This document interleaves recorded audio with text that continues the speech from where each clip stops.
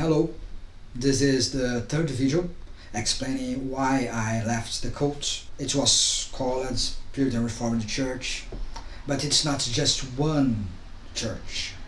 It's a movement, a conglomerate of different churches that are generally called by different names, like Covenanters, Steelites, Seceders, and all those different churches, small groups, micro denominations. They work together and they believe that they have the exclusive ownership of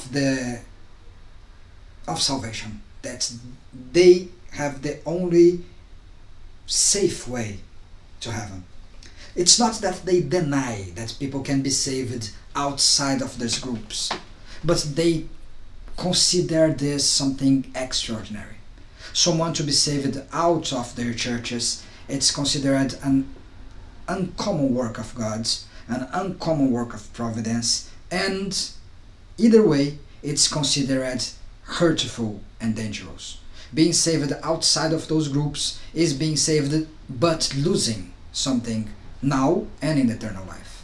This terror that everything outside these groups is just hellfire makes even common people that are members of those groups able to persecute people that are living, persecute people that are criticizing them, persecute people inside those groups that are developing their own ideas, and also make them able to act violently and tyrannically, because they genuinely feel that those persons that are living or just getting loose inside this group are under the risk of going to hell.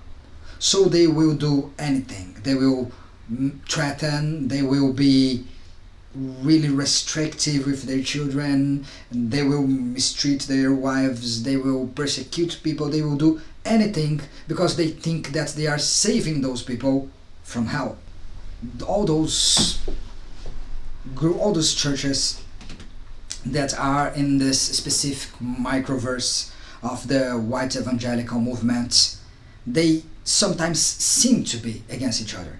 There are many groups of Covenanters, true Covenanters, ultra Covenanters, Seceders, ultra Seceders, Reformed, Presbyterian, this and that. There are many groups, Baptist, Reformed, and they seem to be fighting against each other daily.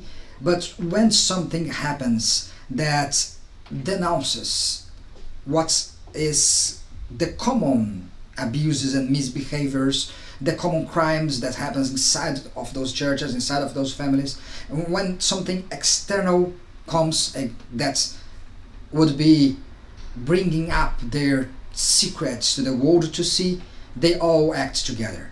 They all act together to persecute, they all act together to excommunicate, they all act together to destroy reputations, destroy lives, to do whatever they can to protect their own supposedly access to salvation. They have their own jihad to fight, and to fight not only against people that are denouncing them, but also to push on some political agenda that would allow them in a day in the future to have political power and to rule cities or nations.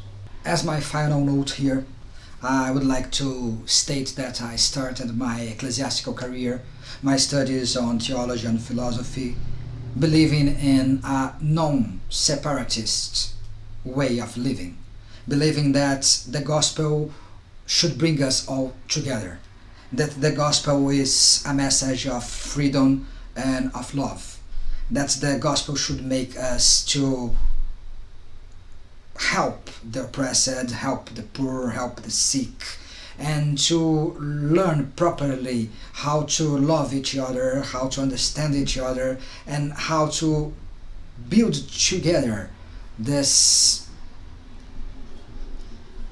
communication of God, this returning into Eden, this restoring of all things into a better way, in a way that is a way of freedom, of peace, and of love. That's the reason that set me into a conflict with the ideas that were developing inside this church, up to the point that I had to leave. Up to the point that I had to leave and I had to speak about the kind of things that happens on those families, on those congregations, all this culture they have of violence, of tyranny. I don't believe on those things. I'm ashamed that I ever walked in the company of them, because that's not the reason why I started to study the Bible, study theology, and preach 14 years ago.